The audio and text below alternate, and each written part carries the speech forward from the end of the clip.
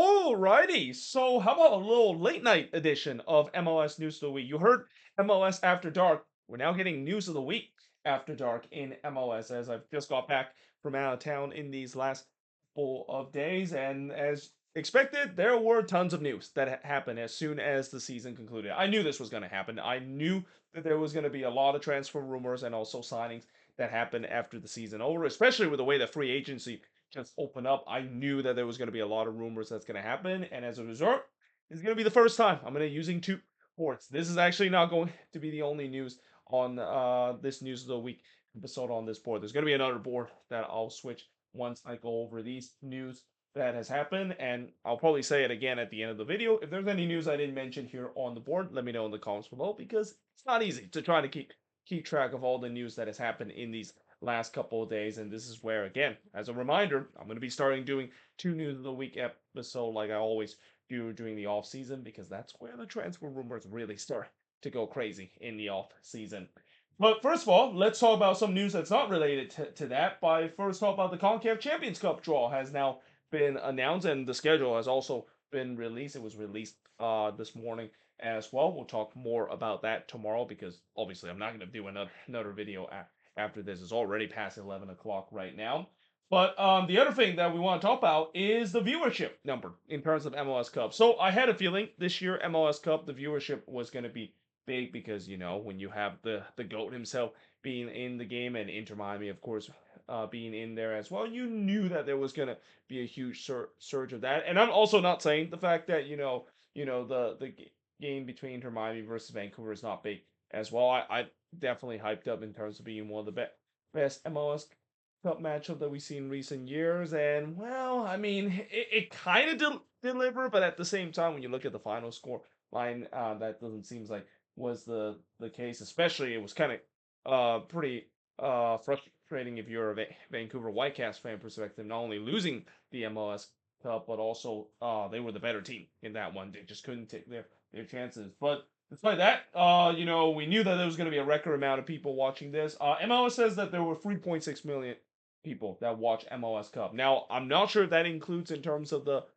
Fox viewership number. Obviously, Apple TV and Fox both broadcast the game at the same time. I think Fox also receive a pretty good number as well. You know, part of that linear deal, obviously, Fox, I'm pretty sure they didn't draw as much as what we see with Apple TV. But if it is indeed 3.6 million people that watch this would be the most watched MLS Cup we have ever seen in league history. And again, I'm not surprised that is the case because when you have a big matchup like this, and when you have the GOAT himself there, you knew the viewership is going to boom. Now, obviously, heading into next year, when we don't see the GOAT in the game and somehow Inter Miami don't actually go back to MLS Cup, it'll be very interesting to see how the viewership number is going to be. And I'm also very eager too because of the way that we are coming off of a World Cup year. How is that going to continue the growth of the league as we're coming into a World Cup year, and especially the World Cup is pretty much in our home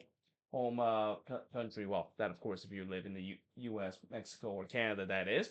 Speaking of the GOAT himself, Lionel Messi, so he was named MVP for the second consecutive year. This is the first time we have seen a player repeat as MVP in MLS history, and this was not a big surprise. I mean, there were definitely debates of whether or not if Anders Schreier was going to maybe give Messi a little run for his money.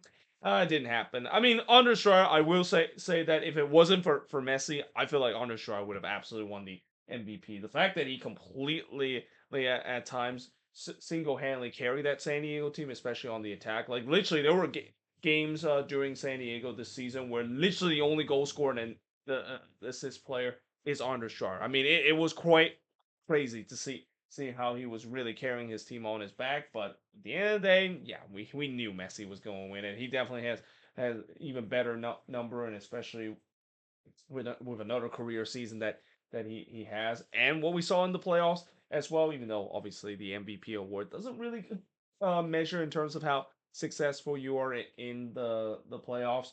I mean, yeah, he definitely deserved to win MVP for the second consecutive year, and I won't be surprised he might win it 3 years in a row if he continued the rate that he performed. I mean, no, how can you not award MVP to him again if he does that for the third consecutive year? Now, moving on. So this is definitely a big news. So, we talk about the Vancouver Whitecaps, not only it's devastating that they lost MLS Cup, but there's even a bigger problem that they're facing off the field that really kind of ruin a little bit of the excitement coming into MLS Cup for this Whitecaps team. And that, of course, is their stadium situation. So, there's been a lot of uncertainty in terms of the future of this team. There could be a chance that this team might actually be relocated, even though, I mean, I'm just hoping we won't have another save the crew situation, but with the way that the Whitecaps haven't really quite find a new ownership group that they've been looking for pretty much for this year, and the fact that they really don't like the playing in BC plays, consider they don't actually get the revenue from all the match days taken at BC Place because they don't own the stadium. They've been wanting to get a new stadium for a very long time. Well, there is a little bit of good news after this happened a couple of days ago, and that, of course, is the city of Vancouver and the Whitecaps have signed a memorandum of understanding to build a new stadium and entertainment district at Hastings Park. Now, it's also important to note that this is not the both sides saying that the deal is now reached, that we are going to be building this new stadium and this entertaining district at Hastings Park. This is just basically the city is giving the green light for the Whitecaps to start planning, and that whatever plans that they draw up in terms of this new stadium entertainment district, the city of Vancouver will look at it and they'll vote to whether or not if that is approved. And once it is approved, then we can have shovels on the ground, and the Whitecaps could think about building the stadium. Now, there are definitely sense that it could happen. They get till the end of 2026 to figure everything out, which is a pretty long time from now on. I mean, a year for them to plan this out. I think that should be enough for them to figure something out. But from what we also heard, it seems like both sides are really working closely in terms of trying to get themselves this new stadium done. And once they do get this new stadium that is built around Hastings Park, from what I heard for a Whitecaps fan or people from Vancouver, they say that the area where they built the stadium isn't really the most ideal when it comes to trying to get to the stadium. It's definitely not as convenient as BC Place. I mean, BC Place is literally in downtown Vancouver. It's very easy to get there with public transportation. Not so much with Hastings Park. So yeah, we'll see whether they'll figure that out in the near future as well. But this is definitely a step in the right direction for the Vancouver Whitecaps in terms of their future of staying in Vancouver. And again, I just think that even though I know they're still trying to find a new ownership, just the fact that they finally get themselves a new stadium and something that they've been wanted to do for a very long time now. This will be a huge boost in terms of keeping the Whitecaps in Vancouver, because you don't relocate a team after you decided to build a new stadium. That doesn't make any sense whatsoever. So great news for Whitecaps, and maybe a little consolation prize in terms of what happened just a week ago, in terms of just yeah, it's been a magical season for the Vancouver Whitecaps, but also the last week or so, it's been probably the most devastating time if you're a Vancouver Whitecaps fan, seeing your team lose in MLS Cup. Now, the Colorado Rapids, they are set to name Tottenham assistant manager Matt Wells as their new head coach. So I see the Colorado Rapids trying to take a page out of Minnesota, don't they? I mean, I'm pretty sure they saw what Minnesota did last season when they decided to hire Eric Ramsey from Man United, as he was one of the assistant manager there. And now it seems like Colorado is trying to hope that of course will work out. Now, obviously, we all know that it worked out for Minnesota with Eric Ramsey being as the head coach. And by the way, did I say last year? I meant 2 years ago. It feels like Eric Ramsey have only been here a year. Though to be fair, this is actually his first full season, because when he was hired the previous season, he actually came in the middle of the season. But yeah, I mean, it worked out for Minnesota in terms of the Eric Ramsey hiring. We'll see whether or not if this will work out as well with Colorado as well. One thing I will say that is a little different between Eric Ramsey and Matt Wells. Matt Wells, I mean, he's I'm kind of a little unknown in terms of how it is. When I heard when Eric Ramsey was going to come to Minnesota, I definitely have heard more of him in terms of being a very young and upcoming British manager. Well, actually, he's from Wales, that is. But yeah, I mean, we'll see whether or not if this, of course, will work out for the Colorado Rapids. And this is also good to see that teams have decided to take some risks in terms of the head coaching role, because I think one of the things that I also don't like in this league sometimes is we just have too many recycle managers. Like it feels like there's times where it's almost like every single year when one head coach gets fired, then he's gonna go to another team, and that's where you see a lot of fan base are kind of a little underwhelmed because with so many head coach being recycled in the league, it just started to get old at time, and more times or not, whenever a head coach goes to somewhere else when he didn't do well in his previous job, it usually doesn't go so well either way. Maybe in the long term, sometimes it works out in the short term, but in the long term, I haven't really quite see that happen where a head coach didn't do so well in the previous job and then head to the next job, and long term he turns out to do relatively well. Now, speaking of head coaches, or at least former MLS head coaches, it's great to hear that Vanni Sartini has finally got a job again, as he is now the head coach of CPL club HFX Wanderers. So I definitely wish Vanni Sartini the best in terms of his head coaching role with this new team. Obviously, Vanni Sartini, we know the what he did in MLS, and especially I think Whitecaps fan, as much as I know that they felt love in Jasper Sorensen, I'm pretty sure there are still a lot of Whitecaps fans that really hold Vanni Sartini dearly in their heart. I mean, just such an entertaining head coach, an entertaining manager with all the styles, that the energetic style that he brings, especially off the pitch and on the touchline as well. He's definitely one of the most energetic, and a manager that is not afraid to call out things in the press conference, and we'll see whether or not if he continue that kind of style now that he's going to go to this new club. Now, moving on to the meat of the action. Now we're finally starting to talk about some transfer for reports, and also some signings and sale. And starting with sale, the Chicago Fire has officially transferred Brian Gutierrez to Chivas. Now, they didn't exactly mention how much they transfer. When I look on the Fire website, they mentioned it was a multi-million-dollar move. So I'm assuming originally, I think it was like $4 million or $5 million range in terms of the Fire decided to transfer Brian Gutierrez to Chivas. But like I said before, we'll see whether or not if this, of course, work out.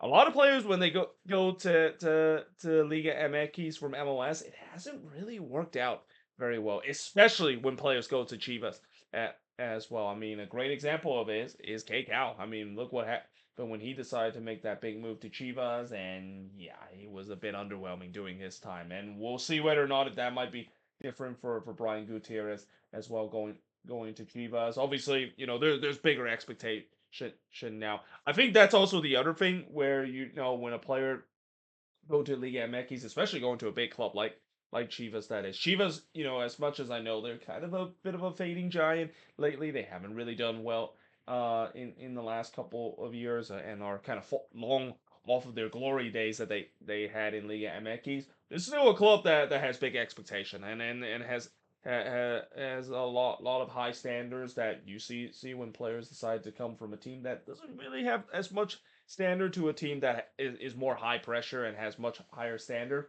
That's where players struggle, especially for a young player. That is Brian Gutierrez. So we'll see whether or not if he can handle the pressure of going to Chivas, and if he does decide to come back to MLS, I wouldn't be surprised if the Chicago Fire is looking to trying to bring him back. I mean, again, that's kind of the one of the thing that will kind of irritate fan base, the fact that they decided to transfer a player to Liga MX, and then once it didn't work out, come back to MLS, and he signed with another team. And it will be devastating for Fire fans to see if Brian Gutierrez doesn't work out for Chivas. Imagine him going to another MLS team. That would be kind of devastating, because Brian Gutierrez is very well loved in the Fire fan base. Now, FC Cincinnati, they have signed Moroccan forward Ayub Jabari from League the club Grenoble. Yeah, Grenoble. That is. Couldn't read my handwriting for a second there, but yeah, this is an interesting one, because I was not expecting Cincinnati to decide to add another number 9 up front. I mean, they already have Kevin Denke and Brenner in that number 9 spot. Do they really need to add another number 9 there? Now, from what I heard, it seems like he's kind of a more of a hold up number 9. He's a very physical kind of number 9, which we see before when you have a number 9 that showed that physicality and showed that good hold up play. and show that strong kind of mentality, then yeah, they usually be very successful in this league. Now the problem with him is the fact that he isn't the best finisher, but that necessarily isn't really a bad thing because again, if he's gonna be that hold up striker there, and he's gonna be setting up in terms of passing the ball and setting up both Brenner and Kevin Deke in terms of that spot, I think Cincinnati will be happy to sign this guy, even though again, it feels like they don't really necessarily need another number nine. I think the biggest thing that Cincinnati will have to address this offseason is going to be on the defensive front. I mean, their defense, yes, it is still pretty good, but it is lacking a little depth, and we saw when they start to lose defenders again, you saw how they were definitely not good defensively compared to when they had most of their starting defenders. That has had a lot of issue in terms of trying to stay healthy this past couple of seasons. Now, moving on. So, CF Montreal was pretty busy also with some signings. First of all, they acquired Brian Vera for 700,000 general allocation money in 2026, and it could go up to 850,000 general allocation money in 2027 that they give to RSL. So, in total, it could be over a 1.5 million general allocation money that they could give to RSL in these next 2 years for Brian Vera. Now, to me, I feel like this is a bit of an overpay. I mean, I understand that Brian Vera is a pretty good player, and he was pretty excellent for RSL for the past couple of years. But the thing that I am a little concerned with Brian Vera and the fact that not only the fact that I know nowadays in terms of $1 million general allocation money transfer is not as high as what we seen a couple of years ago. I still think that's a little bit high for a defender, and especially with the fact that Vera has had a lot of issue when it comes to his disciplinary. I mean, he's kind of one of those hard nosed kind of center back that he's not going to be shy in terms of trying to stuck in terms of a challenge, and that could be a good asset to have when you have a hard nosed kind of defender that is not afraid to make those challenges. The problem with Brian Vera is that at times he crossed the line with those challenges, and discipline has been a bit of an issue, and also the work effort has been an issue for Brian Vera as well. I think this season it really showed up where he was not good when it comes to his work ethic. At least from what I've heard from RSL fans, that his work ethic was just not reflect the talent that he, of course, had. So yeah, this is a big gamble for CF Montreal to get that amount of money. I mean, I know they desperately need to fix the defense, and I think Brian Vera could definitely do so. But again, you're talking about a guy that has a little bit of an ill discipline, and yeah, that it is. He's kind of almost like a high risk, high reward situation. He's a good defender, but there's a high risk in terms of the fact that if he does cross the line, which we've seen it before throughout his career, then yeah, expect him to get maybe a couple of send off during his time with CF Montreal. Now they also acquire another defender, although he's not really a defender in my opinion. Dagger Dent for Holson is going to be coming to CF Montreal after they pay Orlando 500,000 general allocation money in 2026, and they also will pay them 125,000 general allocation money in 2027 as well. Now I'm kind of surprised that Orlando decided to let Dagger Dent for Olsen go to CF Montreal. I'm really surprised the fact that he was, even though he was okay last season, he definitely did not have a great of a season as he did in the past. He's still a very hard working kind of player, a guy that is very well loved in the Orlando City fan base, and a lot of Orlando City fans were kind of a little bit surprised the fact that they decided to move on from him. But nevertheless, unlike the Brian Vera signing, I think this one is more reasonable. If not, I think this one fun is much. I feel like they got this one much cheaper than it is because what Dagenham for Olsen, what he can bring to you is that he's a very attacking minded kind of fullback, even though technically that's not really his spot that he wants to play. He's more of a winger at time. He can also play in the midfield as well, very versatile kind of player. And again, for that amount of money, and especially of how he looked with Orlando, minus this year when he had a bit of a down year, yeah, I think this is a pretty good bargain for CF Montreal, that is. Now, moving on, talk about some contract extensions. So Inter Miami, of course, signing Ian Frey to a new contract extension. This is not a big surprise. Ian Frey, what a season he has, and what a warrior he has been. I mean, it's not very often you see a guy that continue to be playing at a high standard despite the fact that he suffered three torn ACL injury. I mean, I feel like this is what the first season where he's been able to stay healthy with all those injuries that he has been dealt with, and this is another great example to see a player that, despite all the injury setbacks that he has had, he has shown so much persevere to a point where he has been such a huge part for this Miami team. A guy that I also think that is kind of a little underrated in my opinion as well. Now, Inter Miami is also in talk to try to bring back Luis Suarez and Tadio Alande as well. Now, with Luis Suarez, it's kind of an interesting one. I thought this was probably his swan song season as well. But apparently, I think he really wants to be back, and especially with the way that Jordi Alba and Sergio Busquets is now got. Basically, you still need a friend to be there. He doesn't want to be all alone there. So I guess he wanted to be best bud with Luis Suarez for another season as well. Now the other number 9, Tadio Olande, I'm gonna be interested to see whether or not if Inter Miami can bring him back. I mean, they're gonna try every way to bring him back as well. I mean, one thing about Tadio Lande this season, I know he had an incredible playoff. Uh, this on their way to MLS Cup. I mean, he did break the record for the most goals that is scored in the playoffs after getting one more than Carlos Ruiz did in the early days of MLS. But he's been very inconsistent at times this year as well. I mean, really this season he wasn't really good. Lately, he's definitely been better. So yeah, again, you bring these two guys that could one guy that seems like it is pretty much in really the twilight of his career, and then you bring another guy that is kind of a little bit inconsistent. It all depends on whether or not if they can get a good price to purchase Tadio Olande on a permanent deal, or maybe extend the loan as well. Keep in mind, he is still on loan with Celta Vigo right now, so we'll see whether or not if Inter Miami can get a good deal off of him and decide to bring him back, and also bring Luis Suarez back as well. Because why not? We need to have former Barcelona players still be on this team after we just saw two of them retire this season.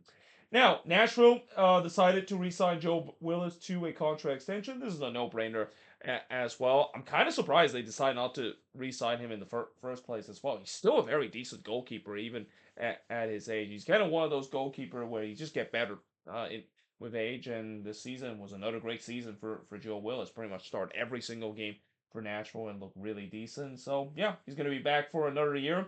And the same goes for Alvis Powell as well, as he received a new contract extension. I mean, I know Cincinnati fans have mixed opinion about Alvis Powell, but to me, he's still a pretty good depth piece for this team. Obviously, when he had to come in the latter part of the season, you kind of saw the limitation that he has, and he's actually playing much better in a fullback role, at least on the wing back position, rather than in the center back role. So yeah, overall, I think this one is also kind of a no-brainer in terms of them giving him a new contract extension.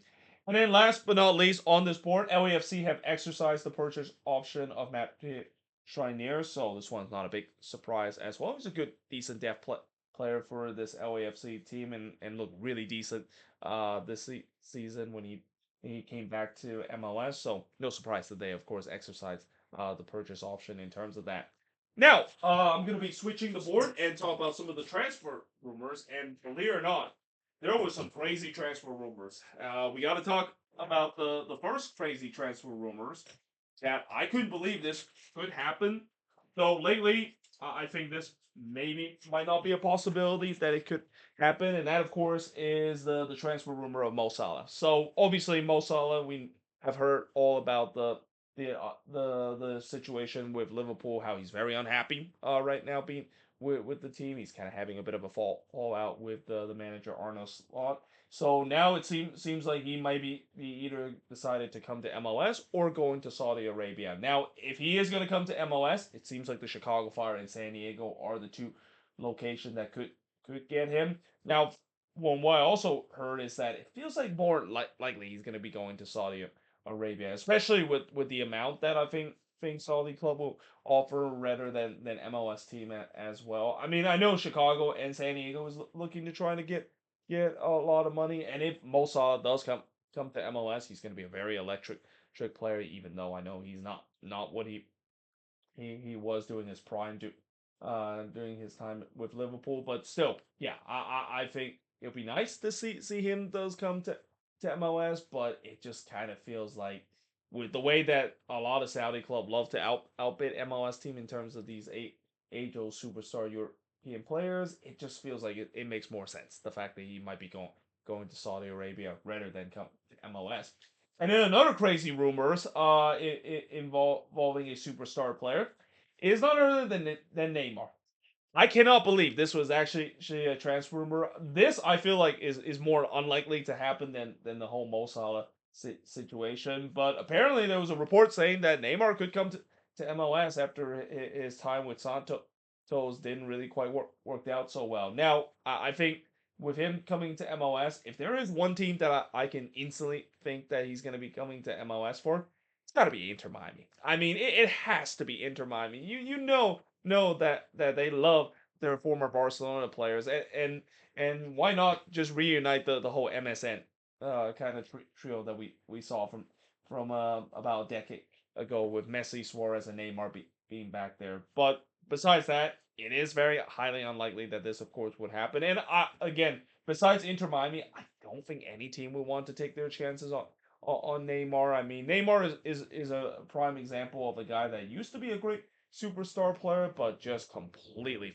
fell off in a bad way. I mean, his downfall really started during his time with PSG, and then it just kind of continues after that to a point where he went back to his native country, Brazil. He went back to his boyhood club with Santos. We thought that would be a great reunion, and nope, it has been an absolute disastrous reunion to a point where Santos players and fans are actually hating him being with the club. So yeah, with that being that, and with the way that he's at times could be having a cancerous kind of mentality, I don't think if there's any MLS team is looking to try to get him, even though they might think that he might have the talent and it's a big name to market around. And again, really the only team I can think of that is realistic in terms of bringing Neymar to MLS, it's got to be Inter Miami, isn't it?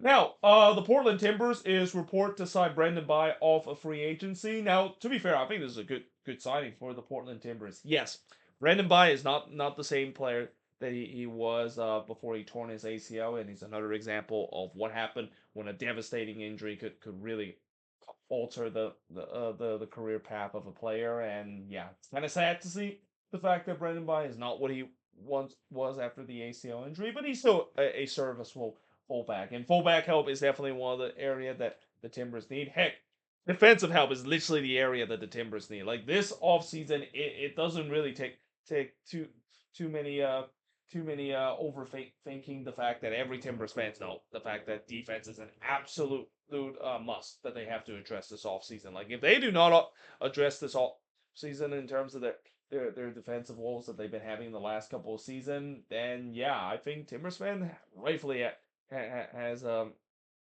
question in terms of the front office and also the ownership group in terms of neglecting that. Not that they don't question them now in terms of a lot of Timbers fan not very happy in terms of the ownership group and also the guy that is currently in charge of the coaching job as well. But yeah, this is definitely a good starting point in terms of getting some defensive help. And if Brendan By can just rediscover some of his good old form that he had before the torn ACL injury, I think this could be an excellent signing for the Portland Timbers.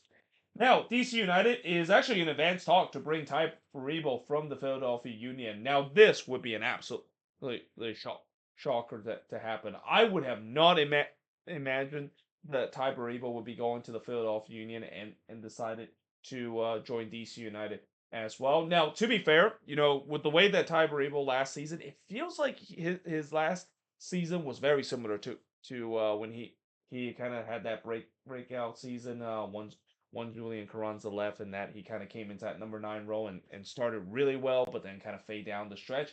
It felt like it was the same thing last year as well. He started relatively hot to start the season. I mean, he began the first couple of weeks was sitting at the top of the Golden Boot race with already 6 goals, and we're already talking about whether or not if he can maybe even break the record for the most goal in a single season. Obviously, he didn't came anywhere close to breaking the record and really kind of slow down in terms of contribution, and the fact that DC is also looking at trying to replace Christian Benteke that they let go this offseason. I mean, I don't think Ty Baribo is a bad option. What is kind of a bad option is the fact that for the Philadelphia Union, I know they are looking to bring in a number nine there, but did they really need to let go of one of their top goal scorer? I mean, again, I know he really struggled down the stretch, but he's still an excellent number nine, one of the better number nine when he is on, and them decided to get rid of him to an in conference team, and especially you got to feel bad for Ty Baribo. Imagine going from 1 year where you're at the top of the world in terms of seeing your team winning the Supporter Shield to now join a team that is as broken as DC United is. That has to suck if you're a player, and we've seen before where players simply sometimes don't even want to go to their new destination because of the situation, and yeah, again, we'll see whether or not if this deal does make through. If it does make through, this would be one of the more of the surprising move because I did not see this coming in terms of so the Union decided to move on from one of their more decent number nine this off season. Now, the Seattle Sounders is also looking to re-sign Stephen Fry to a new contract extension as well. This one was also kind of a little bit surprised, but at the same time, I think it's not because of the fact that I think it's certain that Stephen Fry is going to retire as a Seattle Sounders. I mean, it wouldn't make sense the fact that he doesn't retire as the Sounders, and especially with how legendary he is, and when the Sounders does decide to put some statue out front of Lumen Field, Stephen Fry is definitely going to be up there alongside with Aldi so as well, and even Clint Dempsey in terms of that in terms of that spot. But yeah, it kind of makes sense the fact that he is going to come back for maybe one last year and retire as a Sounders player. So it's going to be interesting to see whether or not if he is still going to be the number one. I mean, what we saw with Andrew Thomas this season, it feels like he is ready to take over for Stephen Fry, and with the way that Fry is starting to decline in terms of his ability. Again, I do think that this might be his last season with the Seattle Sounders, and again, they're trying to make sure that they want to make sure he retire as a Sounders because it will look so weird to see him decided to um move on in free agency and sign with another team. In fact, I feel like if the Sounders decide not to sign Stephen Fry to a new contract extension, I wouldn't be surprised if Stephen Fry just openly say that, yep, that's it. That's pretty much it for his career, and what a career that would been if he did not get that contract extension. And again, I feel like this is just going to be pretty much give him one more years, and that maybe next year might be the time we might be seeing Stephen Fry head off to the sunset. Now, Minnesota is also looking to sign Peter Stroud in exchange for 450,000 general allocation money to the New York Red Bulls. So this is clearly the Hassani Dotson replacement, and both of those players are pretty similar in terms of stature, except the fact that unlike Hassani Dotson with his bangers only trait, Peter Stroud unfortunately does not have that. He's more of a defensive minded kind of midfielder, and when you look at this midfield for this Minnesota team, it's hard to believe that at one point I said that the number six position it was a big crisis for this team, but with the emergence of Nectar Train this this past couple of months, it feels like that's not really an issue for this team anymore in terms of the midfield. But again, they do still need some depth in terms of that spot, and again, they still need to have a direct replacement for Hassani Dotson, and getting Peter Trout, I think it's a pretty good replacement, especially from what I heard from Red Bulls fan, they say some good things about him, especially on the death row, and I think that's going to be the case with him being in terms of that piece, and maybe even come off the bench a couple of times for this team in the midfield position.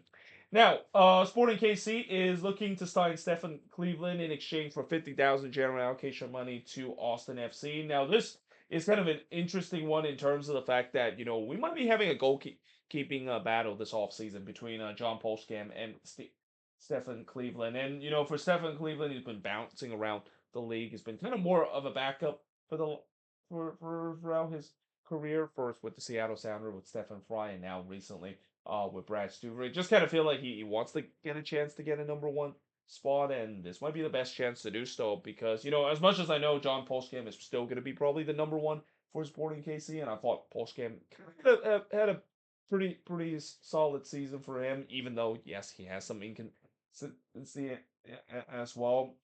It's going to be an interesting battle between him and Stephon Cleveland of who is going to win that starting spot, or at least this signing does kind of signal the fact that now the pressure could be higher on John Holzkamp. The fact that if he maybe at times could be a little inconsistent, like we saw last season, Stephon Cleveland might be taking that spot, and this might be the first chance where he actually might get a shot in terms of the number one spot in the goalkeeper row in his career.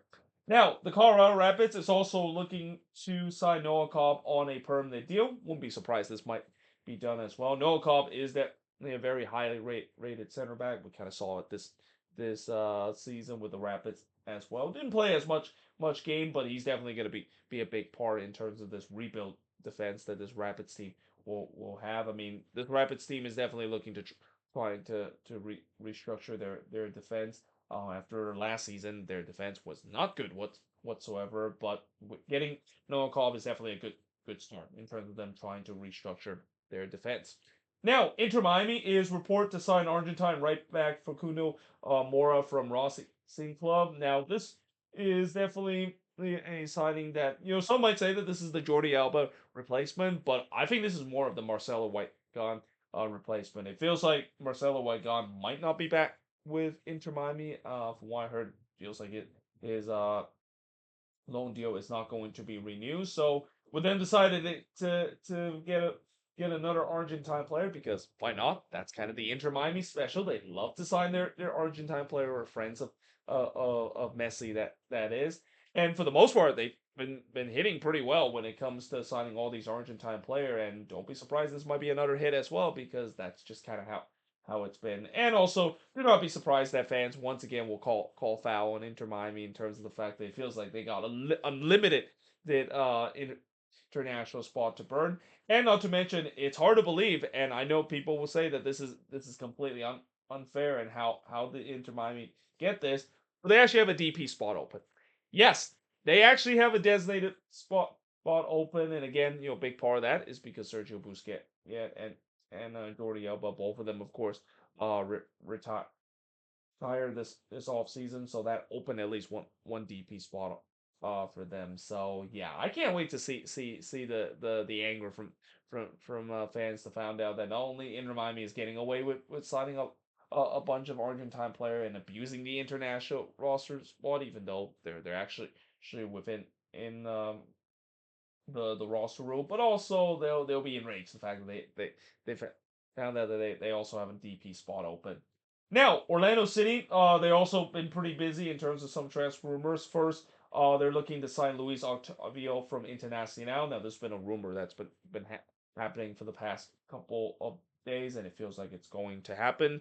And then they also are looking to bring Brazilian winger Thiago from Bahia for $4 million, and they're also looking to sell Rodrigo Schlegel to Atlas as well. So yeah, this is kind of interesting. First of all, the $4 million for Thiago as well. From what I heard, he's a decent young talent that could do well for this Orlando City side. But for Rodrigo Schlegel to go into Atlas, obviously Rodrigo Schlegel will always remember in terms of the heroic penalty kick stop that he has in that game against NYCFC. But besides that great moment and also that meme of him kind of getting in right in front of the ref cam faces. Yeah, he has not done well for Orlando City. He actually has kind of becoming from being an absolute cult hero to just a guy that a lot of Orlando City fans are kind of getting annoyed of, especially at the back where he hasn't been great defensively. So this is no surprise that it feels like they are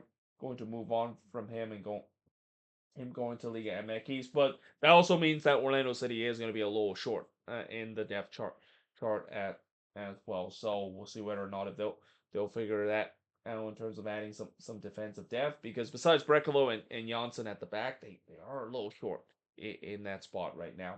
Now, the Houston Dynamo is finalizing a deal to sign Brazilian winger Guilherme from Santos. I might have absolutely butchered his name, so I apologize that in advance. Now, unlike what I said about Orlando City bringing Brazilian winger Thiago, and that seems like it could be a good deal.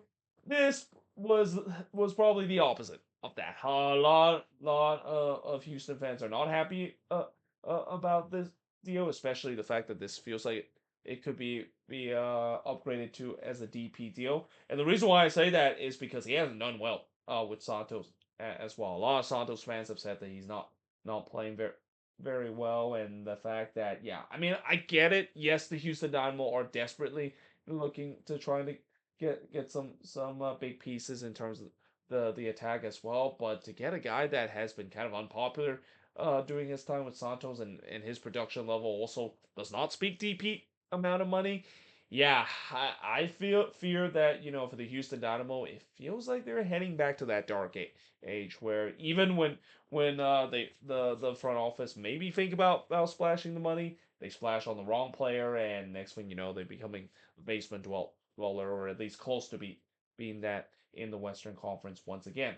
Now, FC Dallas is also looking to sign Israeli youth international midfielder Ron Biryami from Hapoel Tel Aviv. Now, we have seen a good amount of Israeli player that has come to MLS, and I always say that whenever we see that happen, they usually turns out to work well in MLS. But still, this is kind of an interesting one for Dallas to decide a midfielder, considering they're pretty stacked in terms of that role. I mean, they don't really need to sign another midfielder unless if this is more for depth reasons. So this is kind of an interesting one, and we'll see whether or not if this of course will work out for FC Dallas.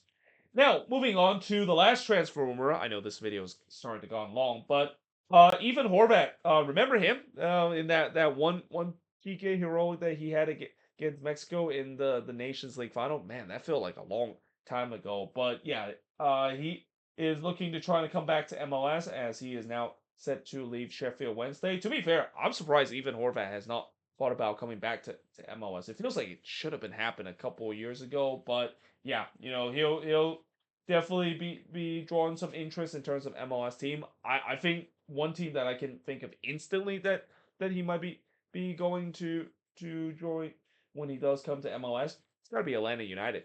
And the reason why I say that is literally a couple of days after or a couple of days before this news of even Horvat potentially coming back to MLS, Atlanta had basically said that they need a new goalkeeper, and it feels like even Horvat probably could fit that role, because why not? Let's get another former U.S. men's national team goalkeeper that did well in the past, and that seems like it could work out uh, in in Atlanta Hens as well. Even though I do feel like, as much as I know they desperately need a goalkeeper, I'm really surprised they decide not to give Jaden Heber maybe the chance to prove that he could be a good replacement for Brad Guzan, because when Jaden Heber came in late in the season for Brad Guzan, he actually looked pretty decent. I mean, I thought he not only won the starting role, but might have a chance to be the number one next year for Atlanta United. But doesn't seem like that's going to be the case. And again, with even Horvat now being probably the best goalkeeper out there in the goalkeeping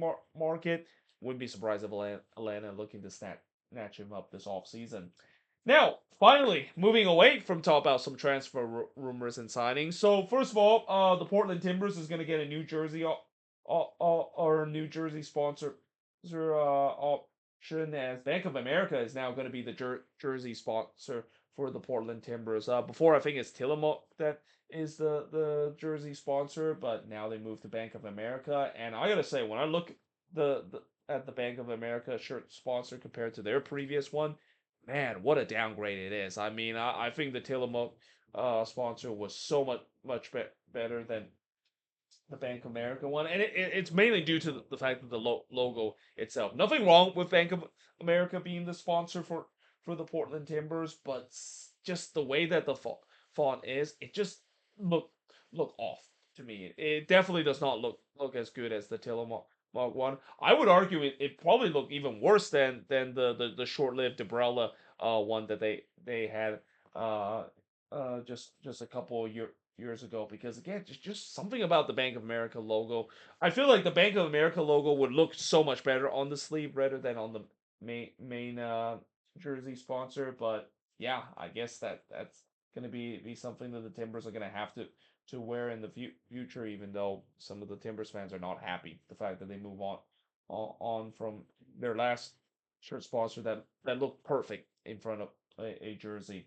Now, FIFA is also in talk in terms of putting commercial break during the hydration break that he has. So for those that have not heard, it seems like FIFA is going to mandatory hydration break in both half, and these hydration break is going to be 3 minutes, and this is going to be for every game. It doesn't matter if the game is indoor or outdoor.